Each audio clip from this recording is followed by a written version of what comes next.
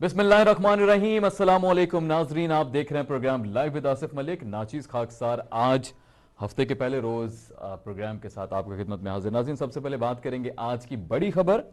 सिंध में खासतौर पे सीपेक की जो जेर साया पूरा जो प्रोजेक्ट है उसमें थर कोल ब्लॉक 1 में काफी बड़ी तादाद में कोल के जखायर निकल आए हैं। अब ये एक बहुत बड़ी खबर है। इस हवाले से आज कोशिश करेंगे कि बात करेंगे, इन डेप्थ इसका तज्जिया करेंगे कि कितना पाकिस्तान के हक में बेहतर है। वज़ीर आला साहब ने भी और जितने भी हमारे मौजूद शख्सियात हैं उन्होंने इस पर बात की है और कहा है कि ये बहुत बड़ा एक हमारे लिए ऐसी चीज़ साबित हो सकती है जिसका बड़ा कंट्रोल होगा। अच्छा जी, ठीक हो गया। चले, मुझे बताया जा रहा है कि मेहमान भी हमें ज्वाइन कर चुके हैं। उनकी तरफ बढ़ने से पहले मैं बता देता हूँ कि बेसिकली ये इसकी डिटेल्स हैं क्या। तकरीबन डिप्टी साहब के मुताबिक जो कोयला है वो 145 मीटर खुदाई की जो तकमील के बाद निकला। कोयले की सालाना जो पहले मरहले में जो पैदावार है वो 9 अरब टन होगी। वज़ीर आला मुराद अली शाह साहब ने भी इस हवाले से कौम को मुबारकबाद दी और कहा कि बेनज़ीर भुट्टो के विजन की जो है ये दूसरी बड़ी कामयाबी है। पहले ब्लॉक 1 में कोयले के जखायर 3 अरब टन जो हैं और ये तकरीबन 5 अरब खाम तेल के बराबर हैं। उन्होंने समझाने के लिए कि उसकी मालियत कितनी हो सकती है इस पे बात। इसके बाद जी दूसरा जो साथ डिस्कशन रहेगी वो इमरान खान साहब के हवाले से रहेगी। उनको चीनी सदर ने बुलाया है, चीन में वो जाएंगे और वहाँ पे ओलंपिक्स के मुकाबलों के लिए, लेकिन तीन रोज़ा उनकी जो मुलाकात है वो रहेगी चीनी नायब ख़ासतौर पे सदर के साथ ऑफ कोर्स, और उनके साथ और भी वफद जाएगा। अब उसमें क्या बात होगी, क्या सीपेक के हवाले से बात होगी, कुछ और स्ट्रैटेजिक प्लानिंग चल रही है। सीपेक के ऊपर सुना था चाइना खुश नहीं है पाकिस्तान से, क्या उसके ऊपर कोई बात होने वाली है, तो इसको भी प्रोग्राम में साथ साथ डिस्कस करेंगे। सबसे पहले मुझे बताया जा रहा है कि हुमा बकाई साहबा ने मुझे ज्वाइन कर लिया। डॉक्टर साहब अस्सलाम वालेकुम। जी अस्सलाम वालेकुम। अस्सलाम डॉक्टर साहब, बहुत शुक्रिया। आप ही के साथ फारूक डाडी साहब ने ज्वाइन कर लिया है, सीनियर एनालिस्ट हैं। सर अस्सलाम वालेकुम। वालेकुम अस्सलाम। डाडी साहब बहुत शुक्रिया। सर बहुत शुक्रिया। मैं हुमा साहबा से पहले गुफ्तगू का आगाज करना चाहूंगा। मैम, एक बड़ी खबर आज की वो थी कि आज बड़ा एक अच्छी खबर, गुड न्यूज के जखायर निकले हैं सिंध के अंदर थरकोल के हवाले से। I think we need it the most but would be able to utilize it. ये बड़ा इंपॉर्टेंट सवाल है कि हम यूटिलाइज कर पाएंगे नहीं कर पाएंगे। फिर दूसरा, इमरान खान साहब भी, अच्छा ये सीपैक के कंट्रोल में ही है तो इसका भी मेरे ख्याल में चीनी माहिरीन भी साथ थे, इसको जश्न मनाया गया प्रॉपर, उसमें भी चाइना का ताल्लुक है। दूसरा, इमरान खान साहब भी जा रहे हैं चीन के दौरे के ऊपर, तो कैसे देखती हैं मैम? देखिए, बहुत अहम दौरा है इस लिहाज से कि एक तो ये 2 साल बाद हो रहा है और इस स्केप्टिसिज्म के बाद हो रहा है कि सिपेक स्लो डाउन हो गया है। और शायद पाकिस्तान चाइना के ताल्लुकात में भी कुछ तासुल है क्योंकि पाकिस्तान बहुत इंगेज रहा IMF के साथ रिस्टोर करने के लिए। और तवासुल के साथ ये बात उठी कि शायद कैंप पॉलिटिक्स जो है उसमें on both side of the fence is Pakistan. मेरे ख्याल है इसको स्ट्रेटेजिक टाइज को इंडोर्स करने की जरूरत है। ऑप्टिक्स बहुत अच्छे हैं क्योंकि विंटर ओलंपिक्स की ओपनिंग है बीजिंग में, जिसको बहुत सारे ममालिक बशमूल अमेरिका तकरीबन बॉयकॉट कर रहा है। तो इन सम वेज जो रिलेशनशिप है उसमें पाकिस्तान अपनी फुटिंग क्लियरली उसका इजहार कर रहा है। लेकिन बात और भी ज्यादा अहम है, वो ये कि पाकिस्तान इस पर्टिकुलर विजिट में तकरीबन किया जा रहा है $10 बिलियन तक का लोन जो है वो करेगा चाइना से। और रिवाइवल होगी, कोशिश होगी कि जो पाक चाइना इन्वेस्टमेंट कंपनी है उसकी रिवाइवल हो, ट्रेड रिलेशंस की रिवाइवल हो। और ये बहुत क्रिटिकल है क्योंकि ये खान साहब का इलेक्शन ईयर है और उनको इस किस्म के फाइनेंशियल इंजेक्शन की जरूरत है बैक होम इकोनॉमिक को बेहतर दिखाने की। और जो अब एक उन पे बात आने लगी है कि फॉरेन पॉलिसी फेलियर है, उसको भी समझिए रिवर्ट करने की। तो मेरे ख्याल है कि in terms of the fact कि इलेक्शन ईयर है, पाकिस्तान इस वक्त एक फाइनेंशियल कंस्ट्रेंट का शिकार है, से अपने आप को दूर करना चाह रहा है। इन तमाम अवामिल को देखते हुए मेरा ख्याल है कि विजिट की जो इम्प्लिकेशंस हैं वो खास हैं और अहम। Right ma'am, thank you so much. मैं अभी आप प्लीज साथ रहिएगा, एक दो सवाल मेरे और भी हैं। मैं डाडी साहब को पहले जरा रिव्यूज ले लूं। डाडी साहब, how do you see this? सबसे पहले आपको मुबारक हो, एक बड़े जखायर निकल आए हैं। इस हवाले से पहले भी हमारी बात होती रही है, जरा आज इस हवाले से जरा बात कीजिएगा सबसे पहले कि ये कितना इंपॉर्टेंट हो सकता है पाकिस्तान के लिए। नंबर 2, इमरान खान साहब भी चीन जा रहे हैं परसों, उस हवाले से बात कीजिएगा कि वो कितना इंपॉर्टेंट है पाकिस्तान के लिए। आसिफ भाई देखिए, ये बड़ी खुशआइंद बात है कि और बड़ी खुशखबरी है, हर पाकिस्तानी का सर खुशी से बुलंद हो गया है जबकि पाकिस्तान में इतने बड़े जखायर जो है कोयले के हाँ। जो डिस्कवर हुए हैं, हाँ। ये बड़ी खुशाइंद बात है। और ये कहा जा रहा है कि पहले साल में 9 अरब टन की भी बात की जा रही है, जी। जबकि जब हम इसको एक्सट्रैक्ट करेंगे तो तकरीबन 7.8 अरब के करीब सालाना हम पहले साल में हम इसे निकाल सकेंगे। आपने देखा होगा कि गुज़श्ता दिनों हमारे पास गैस के भी 10 साल में सबसे बड़े जखायर हमें मिले हैं, वो भी सिंध में मिले से। तो ये भी एक अच्छी खुशाइन बात है। तो मैं समझता हूँ कि अगर हम ये सिलसिला कंटिन्यू रखें और इस तरह हमारे पास जखायर तो बेताशा, लेकिन कहीं ना कहीं कोई ना कोई कहानी चल जाती है जिसकी वजह से हम इसमें बड़ा पीछे रह गए हैं, जबकि हमें इस तरफ तवज्जो देनी होगी। देखिए, हमें एक्सपोर्ट के ऊपर भी तवज्जो देनी है। आप देखिए, इंडिया सालाना 133 अरब की एक्सपोर्ट सिर्फ आईटी भी इस सेक्टर में कर रहा है। बिल्कुल ऐसा ही। पाकिस्तान भी स्ट्रॉन्ग उनका। हाँ। जबकि सऊदी अरब एक साल में 118 अरब डॉलर का तेल फरोख्त करता है, यानी कि सऊदी अरब से ज्यादा इंडिया जो है वो आईटी की एक्सपोर्ट में। और हमारे पास ठीक है माशाल्लाह बहुत लोग हैं और जिनको हमें मोबिलाइज करने की जरूरत है और जिनको ऑन बोर्ड लाने की जरूरत है। और ये बड़ी खुशाइन बात है कि मौजूदा हुकूमत जो इमरान खान की हुकूमत है वो इस तरफ बहुत तवज्जो दे रही है। हो गया। अच्छा, अब आपने पूछा कि चाइना के दौरे के हवाले से, देखिए इस वक्त हमारे साथ जियोपॉलिटिकली एक बहुत बड़ा मसला तकरीबन एरिया के तमाम ममालिक के साथ आ रहा है। ठीक है। इस वक्त हम पे प्रेशर ये है कि अमेरिका की तरफ से कि हम जो है चाइनीज ब्लॉक की तरफ ना ज्यादा पेशरफ अच्छा, ठीक है। जबकि इस रीजन में हम चाइना को इग्नोर नहीं कर सकते और हमारे हर बुरे वक्त में चाइना हमारे खास तौर पे जब सीपैक ऑलरेडी ऑन ग्राउंड है उस दौरान तो हम चाइना को बिल्कुल भी नहीं छोड़ सकते और हमारे मफाद में भी नहीं होगा चाइना को छोड़ना से। सर, ये सीपैक को ही तो रोल बैक करना चाह रहे हैं ना। असल बात तो ये है कि ये सीपैक को आगे पेशरफ नहीं करना चाह रहे और यही वजह है कि गुज़िश्ता हुकूमतों में सीपैक पे जो काम की रफ्तार कम हुई उसकी बुनियादी वजह भी ये सियासत थी। और ऊपर से अब जरा काम की जो रफ्तार की बात है मैं आपसे जानना चाहूंगा हुमा साहिबा से भी, ये जो बार बार एक तासुर मिल रहा है कि काम की रफ्तार कम हुई है, चाइना नाराज है। ये 2-3 महीने पहले भी खबर आई थी कि चाइना नाराज है। क्या इस हवाले से भी कोई गुफ्तगू हो सकती है? क्या वाकई ऐसा है? इसको कैसे देखते हैं आप?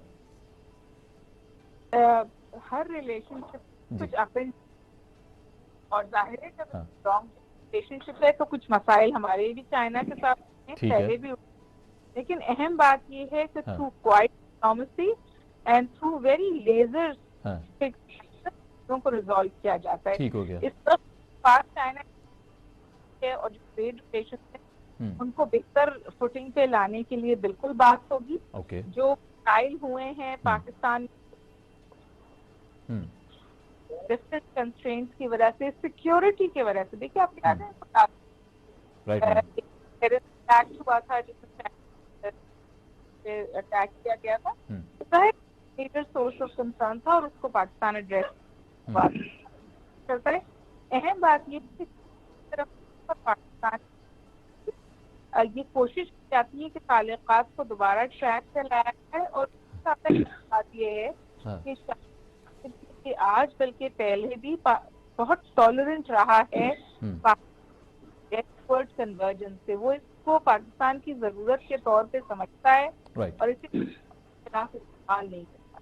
मेरे ख्याल ये है जो हमारी वॉशिंग और जो हमारी चाहते हैं, क्योंकि बहुत पॉलिटिकल है उसको एड्रेस तो यूजुअली वो एड्रेस हो जाते हैं और हम आगे बढ़ जाते हैं। और इसीलिए मैं समझती हूँ कि ये विजिट जो 2 साल बाद हो रहा है क्या है। मैम, हम फिर से कोई कर्जा तो नहीं लेने वाला चाइना से? आपको गुजारिश की थी 10 बिलियन तक का कर्जा पिच करने की बात हो। अच्छा, और ठीक है, ठीक है, तो पाकिस्तान पिच करेगा। ओके। अच्छा, मुझे कहीं से मैम ये खबर भी आ रही है कि इसमें कोई सदाकत नहीं है। मेरे ख्याल में पीटीआई की तरफ से भी कहा गया कुछ देर पहले कि इसमें कोई सदाकत नहीं, हम कोई कर्जा नहीं ले रहे, ना रूस से ले रहे हैं, ना काजाकिस्तान से ले रहे हैं, ना चीन से ले रहे हैं। अब तक ये ऐसी खबर भी आई है। फॉरेन ऑफिस ये कह रहा है तो मेरे पास। अच्छा। और इंडिया हमेशा जब ठीक है, उनको डैम्पन करने के लिए हाँ, या हाँ, ठीक है, बगैर किसी वाज़ेह इंफॉर्मेशन के चला देता है, जी, लेकिन बाहर ठीक है, 100 बिलियन 100 बिलियन का आपको लग रहा है कर्जा। डैडी साहब आप क्या राय रखते हैं इसके ऊपर? मैडम कह रही हैं कि हम कर्जा ले रहे हैं, अभी कोई एक वजाहत आई है, मुझे एग्जैक्टली याद नहीं, नजर से गुजरा है। ये क्या, कितनी सदाकत है इसमें? देखिए, ये तो जैसे इन्होंने कहा जी, जी, जी, डॉक्टर साहिबा ने जी, कि फॉरेन ऑफिस ने भी इसे कंफर्म किया है। ठीक है, अभी हमारी प्रॉब्लम ये है कि हाँ, अभी हमारे यहाँ जिस तरह से हाँ, डॉलर की परवान ऊपर जा रही है, ठीक है, तो हमें इस वक्त हमारी मईशत को इस्तेकाम देने के लिए हमें पैसों की जरूरत है, हमें डॉलर्स की जरूरत है। ठीक है, और अगर 10 बिलियन डॉलर याद है, देखिए अब तक जो हम कर्जा ले रहे हैं उसमें हम पिछली जो कर्जे लिए गए थे पिछली हुकूमतों के, उसके इंस्टॉलमेंट्स उतार रहे हैं, ठीक अदा है, कर रहे हैं, ये तो सुनते आ रहे हैं हम, ठीक है, उसकी किस्तें भी अदा कर रहे हैं, उसका हाँ, सूद भी अदा कर रहे हैं। ठीक है, और आप ये देखें कि हुकूमत ने अपने बजट हाँ, में हाँ, जो 6100 बिलियन रुपीस का जो हाँ, टैक्स वसूल कर रही है, ठीक है, उसमें 3000 अरब रुपए तो सिर्फ उसकी अदायगी के लिए रखे हुए हैं। यानी है। कि आपकी जो टैक्सों की वसूलियां भी जो पूरे हाँ, साल की है, उसमें हाँ, से आधा पैसा तो उसमें चला जाएगा। तो सही आप है, तरक्की क्या करेंगे? यानी कि हम जो कर्जे ले रहे हैं हाँ, वो कर्जों की अदायगी में ही हमारे पैसे जा रहे हैं, हम हाँ, असासा जात नहीं बना रहे।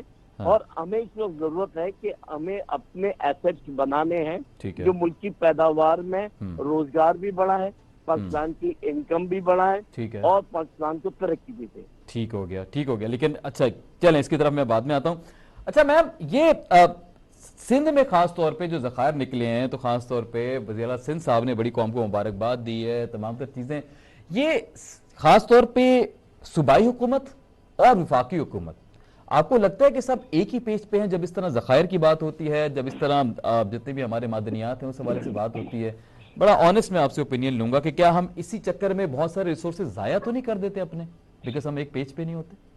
आदरी साहब ने ये कहा कि कहा जाता था कि बदलेगा, और अब ये बात सच हो रही है, जाहिर की ओनरशिप है, लेकिन मैं ठीक है, मैं हुआ था, मैं ये बता दूं, मैडम आपकी आवाज हम तक सही नहीं पहुंच रही है। प्लीज प्लीज मैं आपको दोबारा कनेक्ट करता हूं। मैं चाहूंगा आपके व्यूज इसके ऊपर लेना। प्लीज मैम को दोबारा कनेक्ट कीजिए, मैं चाहूंगा कि मैम इस पे बात करें। दोबारा कनेक्ट कीजिए प्लीज मैम को। जी डायरी साहब, आप जरा इस पे बात कीजिएगा कि क्या वफाक और सूबाई हुकूमतों का एक प्लेटफॉर्म पे ना होना, क्या ये भी वजह हो सकता है जो मादनियात को आज तक प्रॉपर तरीके से यूटिलाइज ही नहीं कर पाए? बिल्कुल आप सही कह रहे हैं। देखिए ये यहाँ पे सियासत ज्यादा है। ठीक है, यही सिंध के अंदर 20-20 अरब रुपए की गंदम जो चूहे खा जाते हैं, जब उनको पकड़ा जाता है तो वो चूहे जो है वो 20-20 अरब रुपए निकाल के भी देते हैं नैब को। तो अब ये है कि अब आप देखें कि सिंध गवर्नमेंट हमेशा क्लेम करती है कि NICVD national institute of cardiovascular जो है वो हमारा इदारा है। ये तो 18वीं तरमीम के तहत ये जो है वफाक का इदारा था जो इनको मिला है, और ये सिंध हुकूमत नहीं चला रही है, ये NGOs वगैरह चला रही है, पब्लिक प्राइवेट पार्टनरशिप के तहत चल रहा है ये। तो इस तरह के क्लेम करना, अब ये है कि पाकिस्तान में कहीं पे भी कोई ज़खायर निकली वो मुल्क की मिल्कियत है, कौमी मिल्कियत है, और इस पर सियासत करना मुनासिब नहीं है। ठीक हो गया। चलें सर, मैडम आ गई, मैं चाहूंगा मैडम भी जरा कंप्लीट कर लें। जी मैम, आप कुछ कह रही थी? ये गुजारिश कर रही थी कि बावजूद अमूमी तौर पे हम देखते हैं कि बहुत ज्यादा पोलराइजेशन है बिलखुसूस सिंध गवर्नमेंट और फेडरल गवर्नमेंट के बीच में, लेकिन एंग्रो का प्रोजेक्ट ऐसा है जहां हमने अनप्रेसिडेंटेड कंसेंसस देखा था between the federal government and the provincial government, और फेडरल गवर्नमेंट से भी रिप्रेजेंटेशन थी और प्रोविंशियल गवर्नमेंट से भी रिप्रेजेंटेशन थी। असद उमर उस वक्त मेरे ख्याल फाइनेंस मिनिस्टर, वो भी आए थे, सिंध से भी रिप्रेजेंट, तो कंप्लीट कंसेंसस था। और देखिए अगर हर सिंध में है और सिंध में के लिए ये चीज निकली है तो इसका फैज सिंध को मिलना चाहिए, लेकिन जश्न तो पूरे मुल्क में है ना जी, सिंध पाकिस्तान में है। तो मेरे ख्याल है कि इसको इस पैराए में देखना ही नहीं चाहिए, और जो थर के प्रोजेक्ट्स हैं और जो सिपेक के प्रोजेक्ट्स हैं वहाँ पर सिंध गवर्नमेंट का भी कमिटमेंट उतना ही मुस्तहकम है जितना कि फेडरल गवर्नमेंट का है, क्योंकि ये तो रियासत की बका की बात है। बिल्कुल। चलें, इसी के साथ साथ पीपल्स पार्टी के रहनुमा तहसीन आबदी साहबा ने भी ज्वाइन कर लिया है। तहसीन साहबा, अस्सलाम वालेकुम। तहसीन साहबा गुफ्तगू फरमा रही थी। हुमा बकाई साहबा एक बहुत बड़ा नाम है पाकिस्तान का, माहिर हैं उमूर खारजा में। वो बात कर रही थी खास तौर पे जो मादनियात की एक अच्छी खबर मिली है हमें कि रिसोर्सेज मिले हैं सिंध के अंदर। अब वज़ीर आला साहब ने भी इसके ऊपर बात की है, उसको भुट्टो साहिबा के नाम से भी जोड़ा है, उसको कहा कि एक नारा लगता था कि थर बदलेगा सिंध और पाकिस्तान, और उसको भी उन्होंने उस तनाजुर में लिया है। कैसे देखती हैं आप? सबसे बड़े तो आप पाकिस्तान की कामयाबी यकीनी तौर पर, अब पीपल्स पार्टी इसके ऊपर आगे क्या करने वाली है, किस तरह इसको मजीद यूटिलाइज कर सकेंगे? बिस्मिल्लाहिर्रहमानिर्रहीम। डेफिनेटली ये पूरे पाकिस्तान के लिए एक बहुत बहुत खुशी की खबर है ऐसे वक्त में कि जब पाकिस्तान की मईशत किस तरह इस नाअहल हुकूमत में जो है कि हर शख्स परेशान है, किस तरह मुल्क की मतलब तमाम जो सेक्टर्स हैं वो उसको तबाह करके रख दिया है। इस वक्त एक आम आदमी मतलब गरीब तर होता चला गया। जो मिडिल क्लास थे, जो बड़े सेल्फ रिस्पेक्ट रखने वाले लोग थे, वो भी किस नहज पे आ गए, वो आपके सबके सामने, वो कहने वाली बात नहीं है। ऐसे मौके पे इस तरह के कुदरती जो है वसाइल का निकलना डेफिनेटली पूरे पाकिस्तान के लिए खुशखबरी की बात है। जहाँ तक आपने वज़ीर आला साहब के स्टेटमेंट की बात की कि उन्होंने भुट्टो के देखिए भुट्टो साहब का जो एक विजन था, भुट्टो साहब ने इस मुल्क को आइन दिया, भुट्टो साहब ने इस मुल्क को एटमी ताकत बनाया। तो ऐसे बड़े बड़े काम करने वाले के नाम अगर आप क्रेडिट दे दें तो इसमें कोई बुरी बात तो नहीं है, मेरे ख्याल में बड़ी इज्जत की बात है, क्योंकि एटमी ताकत बना के भी उन्होंने पाकिस्तान का नाम बहुत ऊपर ही किया है। इस मुल्क को आइन दे के भी पाकिस्तान का नाम बहुत ऊपर ही किया है। तो इसमें जोड़ने से तो मुझे नहीं लगता कि इससे थोड़ी सी बात भी होनी चाहिए, लेकिन डेफिनेटली तमाम पाकिस्तानियों के लिए खासतौर पर ऐसे वक्त में, जो मैं जैसे मैं पहले कह चुकी हूँ कि जिस वक्त में तमाम तर मुसीबतें इस नाअहल हुकूमत की वजह से इस अवाम पर आ चुके हैं, तमाम से दुश्मनियां निकाली जा रही हैं, तो ऐसे वक्त में ऐसी छोटी सी कोई खुशखबरी आ जाना भी ना आसिफ हमारे लिए बहुत बहुत बड़ी न्यूज होती है। बहुत बड़ी न्यूज है। चले, आई होप कि इसको हम प्रॉपर यूटिलाइज कर सकें, चाहे वो सूबाई हुकूमत हो, वफाकी हुकूमत हो। ठीक हो गया। मैम हुमा साहिबा, आपसे मेरा एक सवाल है, लेकिन पहले मैं जरा डाडी साहब के इस पे व्यूज ले लूं। जी डाडी साहब, इस टॉपिक को कंप्लीट कीजिएगा जो मैं आपसे जानना चाह रहा था, पहले आप बात कर रहे थे। किस हवाले से आप बात? सर इसी हवाले से, ये सूबाई हुकूमत और वफाकी हुकूमत के हवाले से मादनियात के ऊपर जो भी एक ताल्लुक रहता है। देखें हमारी ये बदकिस्मती इस वक्त मुल्क के 3 सूबों में पीटीआई की हुकूमत है और सूबा सिंध में जो है वो पीपल्स पार्टी की हुकूमत है। ठीक है ना।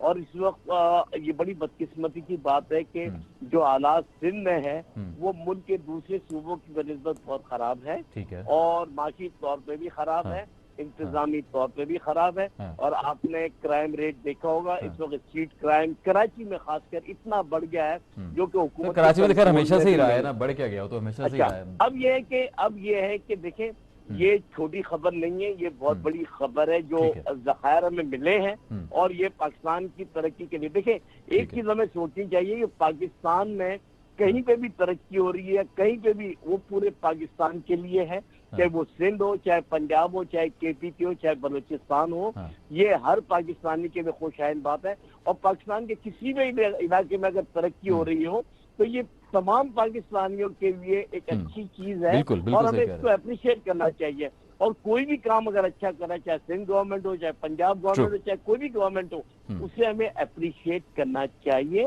और ये चीजें हैं कि हर चीज को सियासत की नजर से नहीं देखना चाहिए और हमें जो है एक मुखलिस हो कि पाकिस्तान के साथ, हमें पाकिस्तान के इदारों के साथ, पाकिस्तान तमाम लोगों के साथ मिलकर चलना चाहिए।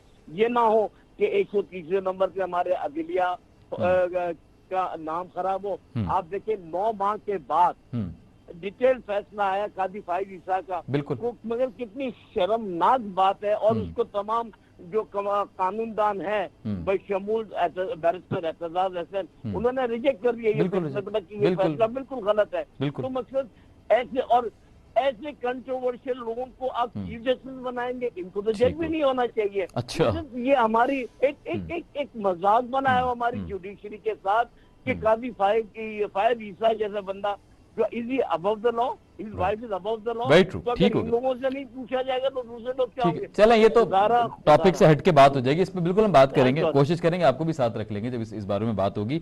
अब थोड़ा सा इस पे बात कर ले, मुझे वाइंड अप भी करना है ये टॉपिक। ये इमरान खान साहब जिस तरह बाहर गए हैं, इसको जरा कंक्लूड कीजिएगा इसको इमरान खान साहब के हवाले से। उस वक्त भी मैं आपसे इस पे बात करना चाह रहा था। इमरान खान साहब जो हैं इस वक्त मुल्क के लिए जो सबसे बेहतर चीज है वो उसी को ही प्रायोरिटी दे रहे हैं। चाइना इस वक्त इस रीजन में है और हमारे लिए सीपैक और हमारा जो फ्यूचर है वो चाइना के साथ वाबस्ता है। और इमरान खान ने जो कदम उठाए वो बिल्कुल सही है। वो जो चाइना जा रहे हैं उसके बाद इंशाल्लाह फरवरी में ही वो रशिया का भी दौरा कर रहे हैं। और ये मेरा ख्याल है कि पाकिस्तान बना जब से अब तक ये पहला रेवोल्यूशनरी स्टेप होगा कि आपका कोई वजीर आजम या जो है वो रशिया का दौरा कर रहा है। और पुतिन ने भी यहाँ आने के लिए रजामंदी। बड़ी बात तो वो होगी जब वो यहाँ आएंगे, जो बड़ी बात है ये, और इंशाल्लाह वो आएंगे। आप देखें इस रीजन की पूरी सियासत चेंज हो गई है। और इस पूरे रीजन में हमने जब रूस से सोवियत यूनियन के अगेंस्ट थे तो हमने कितना बड़ा नुकसान उठाया कि 71 में मुल्क 2 लाख हो गया, जिसमें कि सोवियत यूनियन का भी बहुत बड़ा किरदार था। तो मकसद ये है कि हम इस रीजन में रहते हुए चाइना, रशिया, हम इवन इंडिया के साथ भी बुरे ताल्लुकात नहीं चाहते। हम तो हमेशा चाहते हैं कि हमारे तमाम पड़ोसियों के साथ एक बेहतर ताल्लुकात रहे। लेकिन ये अलग बात है कि जो रीजनल पॉलिटिक्स चल रही है। और इस वक्त आप देखें सिवाय इंडिया के नेपाल, भूटान, जितने भी मुल्क है इर्द गिर्द, इवन चाइना, ये ईरान, ये तमाम, बांग्लादेश के तमाम ममालिक इस वक्त जो है एक पेज पे है और वो चाइना के साथ खड़े हुए हैं। क्योंकि चाइना इस रीजन के अंदर तरक्की देखना चाह रहा है। इस रीजन में जो ममालिक गुर्बत की लकीर से नीचे उनको उठाना चाह रहा है। तो उनका आसरा जो है वो चाइना है कि वो इस पूरे रीजन को ग्रो करवा सकता है। ठीक हो गया। आप देखें कि हमने नहीं, आप देखें कि हमने सीटों और सेंटों में रहते हुए 71 की और 65 की जंग में हमारे एलाइज वो हमारे खिलाफ काम कर रहे थे। उन्होंने हमें कभी साथ नहीं दिया। बिल्कुल बिल्कुल बिल्कुल ठीक हो गया। बहुत शुक्रिया डायरी साहब, आपने गुफ्तगू फरमाई, जिक्र किया। तहसीन आबदी साहब हमारे साथ रहिएगा। ब्रेक से बाद ऑफ कोर्स जो मुझे गुफ्तगू करनी है उस पर मुझे आपकी बड़ी जरूरत होगी। पीपल्स पार्टी का मौक़िफ़ जानना चाहूंगा मैं। बात करेंगे कोऑपरेटिव मार्केट के हवाले से, अब क्या हुआ है वहां पे ये मैं आके आपको बताऊंगा। ब्रेक के बाद कहीं मत जाइएगा, देखते रहिए स्टार। याद होगा नवंबर में आग लगी थी कोऑपरेटिव मार्केट में, काफी करोड़ों का सामान, अरबों का सामान जल के राख हो गया, जिसका तखमीना शायद बाद में लगाया भी है। सिंध हुकूमत अभी भी तखमीना लगा रही है। उसके ऊपर हुआ ये जी कि पीटीआई की तरफ से उनके कुछ एमएनएज, एमपीएज वो मुत्तहिद हुए, उन्होंने प्रॉपर उसके ऊपर जो है वो मदद की। दोबारा से अब उस मार्केट को रेनोवेट करके उसका इफ्तिताह किया गया पिछले हफ्ते, जिसमें असद उमर साहब खास तौर पे और दीगर जो सीनियर रहनुमा थे वो भी वहाँ मौजूद थे। उन्होंने इस प्रॉपर काम को आगे बढ़ाया। अब मार्केट दोबारा ओपन हो चुकी है। सबसे पहले मैं चाहूंगा इसके ऊपर व्यूज लूं मैं हनीफ मेमन साहब के, जो कि चेयरमैन है कोऑपरेटिव मार्केट के। वो उनसे मैं एक्चुअल स्टोरी जानना चाहूंगा। पहले तो ये पीटीआई ने मदद कर दी, अब वज़ीर आला सिंध वो भी मैदान में आ गए। उन्होंने कहा कि हम भी जो है वो मदद करेंगे इनकी, और हम भी जो है भी तखमीना लगा रहे हैं, उसके बाद हम भी जो एक मुआवजा है वो देंगे। बोर्ड ऑफ खासतौर पे जो रेवेन्यू का हमारा डिपार्टमेंट है सिंध रेवेन्यू का, वो और सिंध हुकूमत दोनों ने मिलकर एक टीम बना दी है। वो टीम डिसाइड करेगी कितना मुआवजा इनको देना है। इस पर हम बात करते हैं। साथ साथ तहसीन आबदी हमारे साथ हैं, हंस मसरूर साहब हमें ज्वाइन करेंगे पीटीआई से। उनसे मैं जानना चाहूंगा पीटीआई की जो भी स्टोरी है। लेकिन हनीफ मेमन साहब जो है आज हमें ज्वाइन कर चुके हैं। हनीफ साहब अस्सलाम वालेकुम। वालेकुम सलाम। हनीफ साहब बहुत शुक्रिया आपने ज्वाइन किया। मैं आपसे जानना चाहूंगा एक्चुअल स्टोरी। आपके साथ जब नवंबर में ये सब हुआ था तो बहुत सारे स्टेटमेंट्स आपकी तरफ से सुनने को मिले कि कोई सुन ही नहीं रहा, कोई हमारी मदद नहीं कर रहा, कोई हमारी मदद को नहीं आ रहा। इतना बड़ा एक सानिया हो चुका। और आपने बताया कि 2 साल कोरोना की वजह से वैसे ही कारोबार ठप था, उसके बाद ये सब कुछ जल के राख हो गया। सो उसके बाद क्या हुआ, कैसे पीटीआई ने मदद की, सिंध हुकूमत का कहां तक रोल था, प्लीज जरा एक्चुअल स्टोरी बताइएगा। ये बात ये थी कि 14 नवंबर को हमारी मार्केट में आग लगी। ठीक है। तो भाई हम जमीन पे थे, जमीन पे बिल्कुल आ गए थे, रोडों पे हम लोग कैंप लगा के बैठ गए। ठीक है। अब उस टाइम पे तो सियासी तंजीमें आई, बहुत से ताजिर रहनुमा आए, सब लोगों ने हमें दिलासा दिया कि भाई जो है ना हमारे साथ हमदर्दी हमसे की। मगर हम मायूसी में बैठे हुए थे कि भाई सब दिलासा तो दे रहे हैं। अब मार्केट की पोजीशन हमारी तो जल के राख हो गई थी, बिल्कुल पोजीशन ऐसी नहीं। अंदाजन कितना नुकसान हुआ था सर, अंदाजन क्या तखमीना आपने खुद लगाया था? तकरीबन हमने तो 1 अरब से ज्यादा लगाया था। ठीक है। ठीक है। हाँ तकरीबन लगाया था, तकरीबन लगाया था। ठीक है। फिर क्या हुआ? ये फिर जो है ना ऐसी पोजीशन थी कि हम मार्केट में घुस नहीं सकते थे। हमारी पोजीशन ऐसी थी कि हम अपनी दुकान को पहचान ही नहीं सकते थे कि हमारी दुकान कौन सी है। मेरी बच्चों की जो है ना 6 दुकानें थी कोऑपरेटिव मार्केट में, 6 दुकानें थी। मैं तीसरी नस्ल है मेरी, मैं तकरीबन 50-60 साल से यहाँ पे कॉपरेटिव मार्केट से मुंसलिक हैं। Right sir. तो ये है कि हमको पता ही नहीं था कि हमारी दुकान कौन सी है, ऐसी हालत हुई थी। और हम रोड पे बेबसी में थे कि भाई किस तरह काम होगा, इंडिविजुअल तो हो ही नहीं सकता था, काम मुमकिन नहीं था कि इंडिविजुअल की दुकान की मरम्मत हो सके। ठीक है। इसके बाद हम बैठे हुए थे बेयारों को मददगार मायूसी के अंदर में। उस टाइम पे पीटीआई के जो है ना खुरम शेर जमान साहब हमारे पास आए वहाँ। जी जी बिल्कुल, खुरम शेर जमान साहब हमारे जो इलाके के जो है ना वो आए हमारे पास। तो मैंने इनसे रिक्वेस्ट की कि कम से कम इतना तो कर दें कि आप जो है ना हमें इस काबिल कर दें कि हमारी दुकानों में हम अपने कदम रख सकें। कारोबार तो होता रहेगा इंशाल्लाह ताला, हम कुछ भी कर लेंगे, अपनी दुकानों में तो पहुंच जाएं। इसके बाद थोड़ा बहुत काम करके, थोड़ा बहुत माल रख के जो है ना हम काम कर सकें। तो ये बात इनके दिल को लगी। और उन्होंने जो है ना आफ्ताब अहमद सिद्दीकी जो है हमारे इलाके के जो 247 के जो है उनके साथ आए और इन्होंने अहमद हुए और गवर्नर साहब भी आए और उन्होंने हमसे वादा किया कि हम आपकी दुकानों की जो है ना रिनोवेशन करवाएंगे और जो है ना आपके इस काबिल करेंगे कि दुकान। ये सारी नवंबर की बात है या दिसंबर की बात है? नवंबर की बात, ये तकरीबन नवंबर की बात। अच्छा ठीक है, उसी वक्त आपको ही बता दिया गया। ठीक हो गया, फिर क्या हुआ? जी उन्होंने कहा कि भाई हम जो है ना आपकी दुकानों में रिनोवेशन करा देंगे, शटर वगैरह आपका नए लगा देंगे और वायरिंग करा देंगे, जो बुनियादी जो दुकानों में जो हो कलर करवा देंगे, सब कुछ करा देंगे।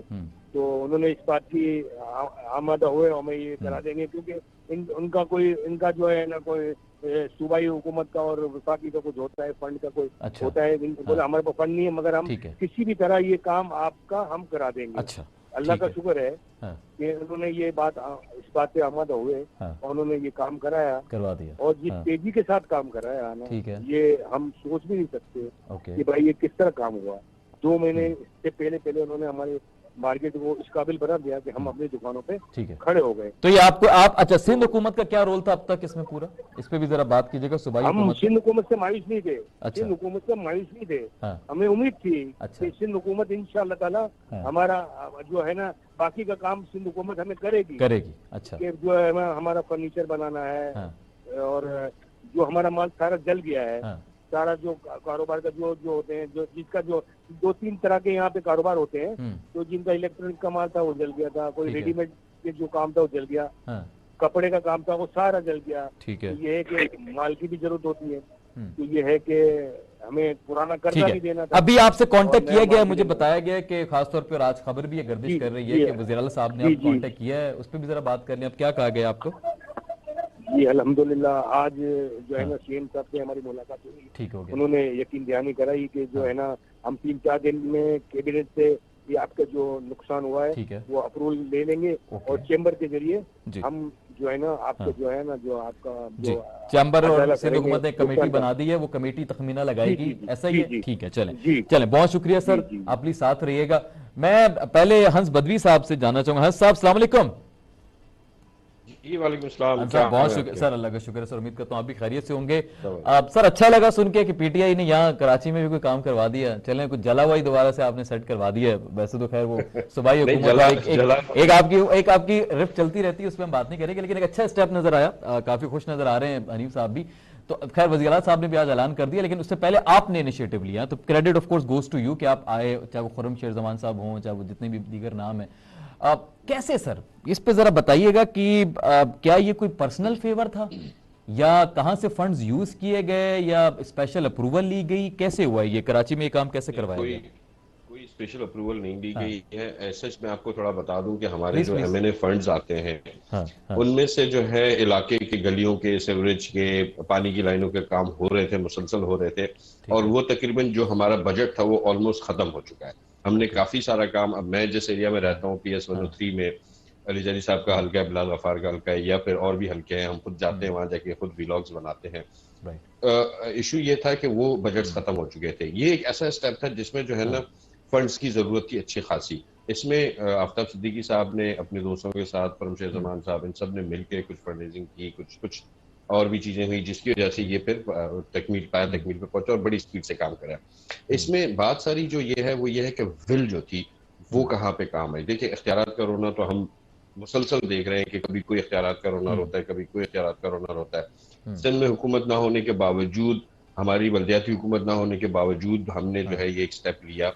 ये एक ऐसा इनिशिएटिव था जिससे जो है एक वेकअप कॉल थी।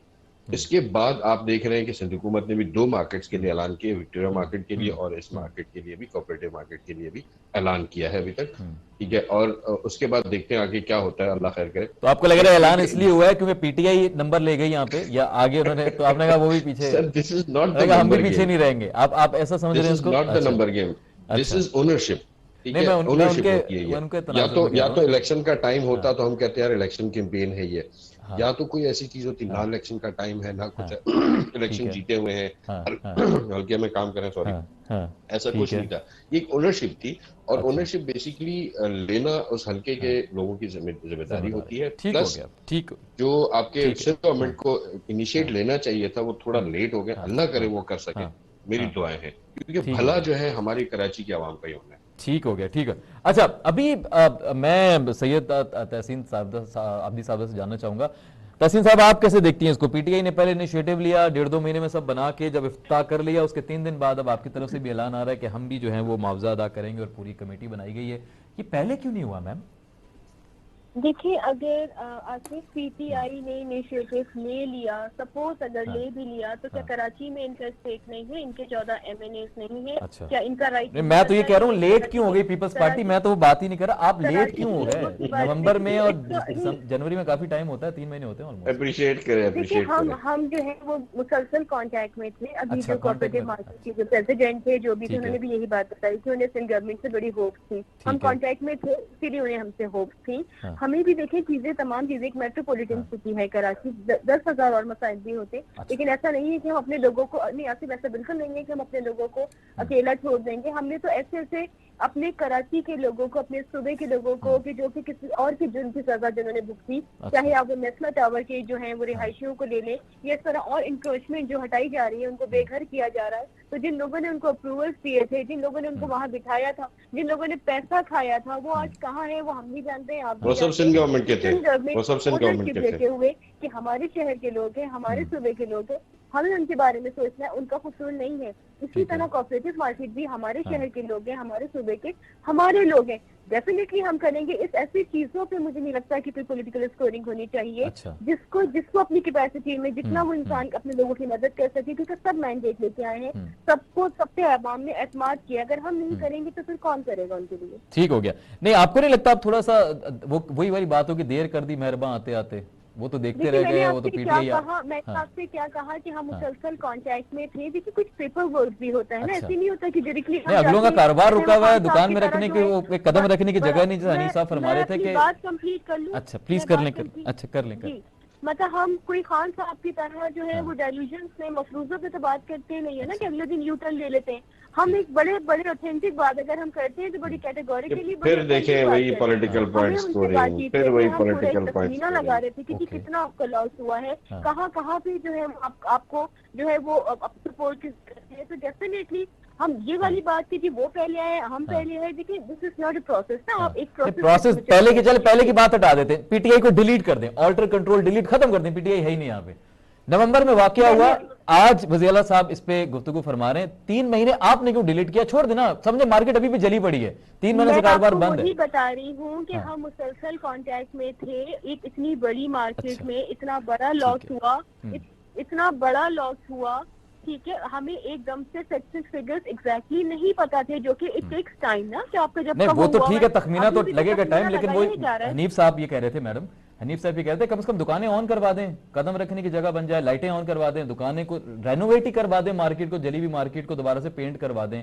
ये काम आपके ख्याल में पहले नहीं हो सकता? हम कर सके, इसका बेहतर जवाब तो सीएम साथ ही दे पाएंगे। लेकिन जहाँ तक मेरी समझ है, मुझे लगता है कि हम जहाँ जहाँ हमें हम कर सके, हम जरूर करेंगे। ठीक है, आप बिल्कुल करेंगे जी। हंस साहब जरा बताइएगा कि ये पेपर वर्क, तमाम तर चीजें, हमारे यहाँ क्या प्रोसेसेस वाकई लंबे होते हैं? अगर इसको officially proper in the right way करना हो, लेट्स नॉट टॉक अबाउट हमने फंड जमा किया जिस तरह भी किया, या एक हमारे इलाके के लोग तो हमने मदद कर दी, अगर वाकई एक चीज की मंजूरी लेनी हो, चाहे वो सूबाई हुकूमत है, फेडरल है, तो क्या ये प्रोसेस इतना तवील है कि इसमें 3-4 महीने लग जाते हैं? सर देखिए, मैं कोई यहाँ पे पॉलिटिकल बात नहीं करूंगा मोहतरमा। मैं तो अपनी समझ के लिए जानना चाह रहा हूँ कि वाकई, क्योंकि हमने तो साहब को बुलाया था जो अगर ये देखें, ये पहली कोई मार्केट नहीं है जो जली है, ठीक है, लेकिन ये पहली मार्केट जो रिस्टोर हुई है। ओके, ठीक है, हम इसको देखें जो पॉलिटिकली या किसी पॉलिटिकल पार्टी ने किसी ने इस पे स्टेप इन किया है और उसको रिस्टोर किया है। वैसे प्लास्टिक मार्केट जली, कपड़ा मार्केट जली, बहुत सारी मार्केट, सीधी मार्केट जली, उन उधर लोगों ने खुद ही अपनी मदद आपके तहत दोबारा से उसको रिस्टोर किया। माशाल्लाह से पीपल्स पार्टी की हुकूमत को भी 14-15 साल हो गए हैं, तो ये एग्जाम्पल पहले मुझे कहीं दिखा नहीं। दूसरी बात, अगर ये प्रोसेस लेंथी है तो इसका कानून किसने बनाया है? जो असेंबली का हेड है, वो चाहते तो फौरी तौर पे इसकी मंजूरी करवा के कहते यार मेरे लोग बड़ी मुसीबत में है, फौरन इसको जो है ना रिस्टोर करो, टाइम नहीं लगा उसको। सारे इदारे आपके पास, वजारत खजाना आपके पास, सारी अप्रूवल्स आपके पास, हर चीज आपके पास। तो इसके लिए बड़ा अच्छा जुमला है, जो बड़ा मशहूर जुमला है, when there is a will there is a way. अच्छा, रास्ता निकालना पड़ता है अपने लोगों के लिए।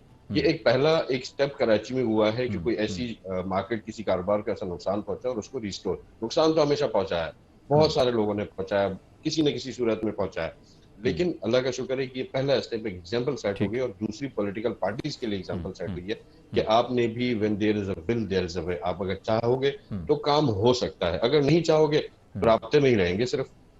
ठीक है जी तहसीन साहब कुछ कहना चाहेंगी? नहीं, मैं अगेन वही बात बोलूंगी कि जी हम अपने लोगों से राब्ते में थे मुसलसल। में बेटर आंसर जो है वो सेम साफी दे सकते हैं, लेकिन हम मुसलसल उनसे राब्ते में थे और जितना भी उनका नुकसान हुआ है डेफिनेटली हम उसको पूरा करने की पूरी कोशिश करेंगे, पूरा करने। अच्छा, इस तरह के मैम जो बाकी जिस तरह नुकसान होते हैं, अभी नस्ला टावर के आपने जिक्र किया, इस हवाले से उस पर क्या करने वाली सिंध हुकूमत? देखिए, हमने तो पहले तो बड़ी कोशिश की कि जी किसी तरह हम जाके कोई ऐसी जस्टिफिकेशन दे सकें। अच्छा। जी चीजें रेगुलराइज हो जाएं, जब बनी वाला रेगुलराइज हो सकता है। हाँ। और बहुत सारी जो है लोगों की इमलाक रेगुलराइज हो सकती है, तो फिर बनी वाला तो बड़े गरीब आवाम के लोग भी वहाँ पे रहते थे। ठीक हो गया। अच्छा, हम यकीनन हम यार हंस भाई, आप देखें, आप बनी वाला करवा के बैठे हुए यार, अब हंस भी रहे हैं इस बात पे आप। अच्छा, मुझे समझ नहीं आया। हाँ। कौन सी वो बनी गाला का आपने जिक्र किया तो वो अक्सर पीटीआई मुस्कुराती है इसके ऊपर, बनी गाला के नाम के ऊपर। मतलब आपने लोगों की परेशानी, यही तो इन लोगों का एटीट्यूड है। ये ऐसे लोग हमारे मुल्क में बिठा दिए गए हैं कि जो आवाम के मरने पे खैफे लगाते हैं, आवाम की खुदकुशियों पे खैफे लगाते हैं। वो लोग बेघर हो गए तो सर जी सिंध पुलिस को रोकते ना, तो सिंध पुलिस को रोकते ना आप। क्यों उन्होंने लोगों पे लाठीचार्ज किया? क्यों उन्होंने लोगों को वहाँ पे वो नहीं, ये तो गलत।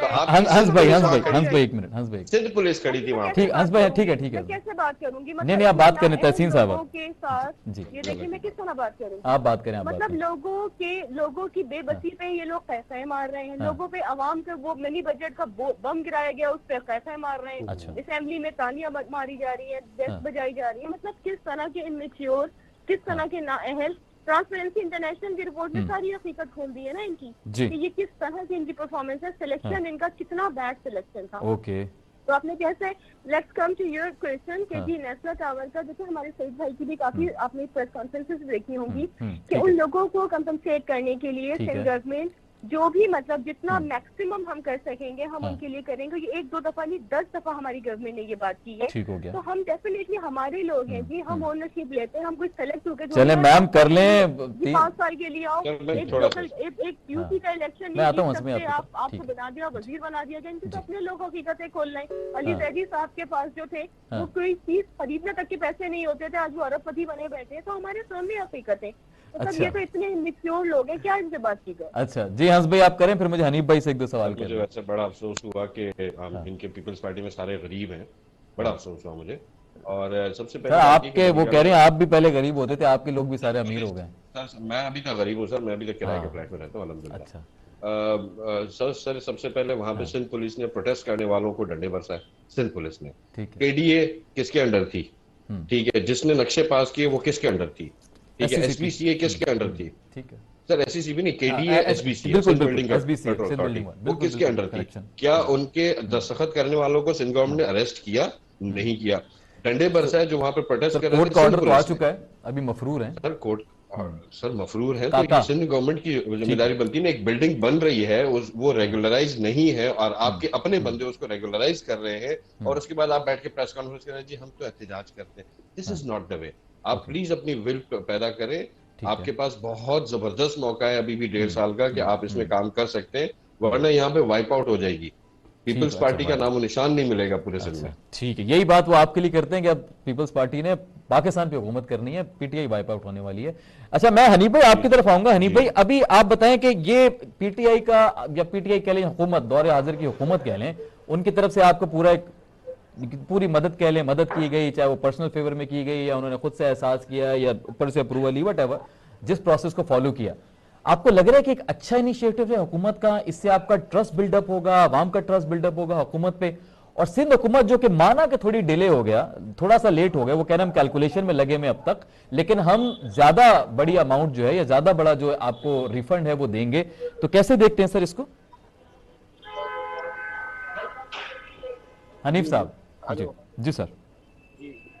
सर आप, मैं ये कहूंगा कि जो है ना, जो हेलो जी सर, मैं सुन सकता हूँ आपको, कहिए। जी, मैं ये कहूंगा कि जो है ना, पीटीआई से जो हमें जो उन्होंने हमें यकीन दहानी कराई थी, वो तो उन्होंने कर दी, पूरी कर दी। ठीक है। इससे पीटीआई का इमेज है ना, मेरे ख्याल से, मैं कोई सियासतदान नहीं हूँ, हम तो ताजिर हैं, मगर हम लोग, हमारी रिहाइश इस हल्के से नहीं है। ठीक है। हम तो यहाँ इस हल्के में कारोबार करने आते हैं, रिहाइश और हमारे से वाबस्ता जो है मुलाजमीन है, जो भी है वर्कर वगैरह है, वो तो जो हमारी मार्केट ये इस हल्के में नहीं आते, तो उनका जो है ना, ये जो पैगाम पीटीआई का जो पहुंचा है ना, वो पूरी कराची में पहुंचा। अच्छा। कि भाई पीटीआई ने ये काम किया, जो काम हुआ ये पूरी कराची में पहुंचा, हर कोई आदमी को ये पता चला कि हमारी मार्केट में रिनोवेशन का जो काम हुआ वो पीटीआई ने किया है।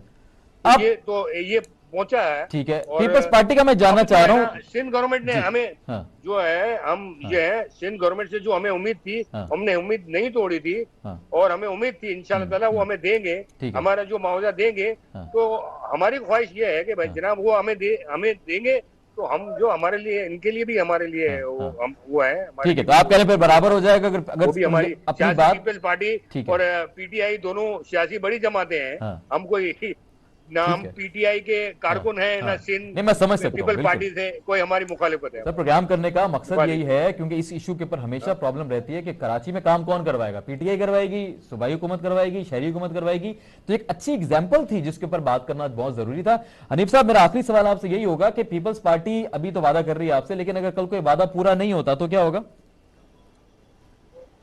नहीं, इंशाल्लाह ताला पूरा करेगी, ये यकीनदानी करना चाहिए, क्योंकि ये रियासत इनके 18वीं तरमीम के तहत सिंध गवर्नमेंट का ये इख्तियार है और उनको करना चाहिए, और मैं पूरी उम्मीद हूँ इंशाल्लाह ताला वो जरूर करेंगे जो वादा किया है। और उन्होंने ये हमको यकीन दहानी कराई है, और तमाम चैनल, तमाम मीडिया में ये खबर आई है, तो ये जरूर इंशाल्लाह ताला आप पुरुमीद हैं। चलें, ये अच्छी बात है, आप पुरुमीद हैं कि सिंध हुकूमत चाहे थोड़ी ताखीर हो गई लेकिन वो बड़ा मुआवजा इनको वापस करेंगे, जिसके ऊपर अच्छी बात है। तहसीन आबदा साहब, बहुत शुक्रिया, आपने इस हवाले से बात की, बड़ी ओपनली बात की। हंस मसरूर भाई, बहुत शुक्रिया, आपने वक्त दिया, इस हवाले से बात की। हनीफ भाई, आपका बहुत शुक्रिया। उम्मीद करता हूं कि आपके तमाम तर जो नुकसान हैं अल्लाह ताला उनको पूरा करने की तौफीक अता फरमाए।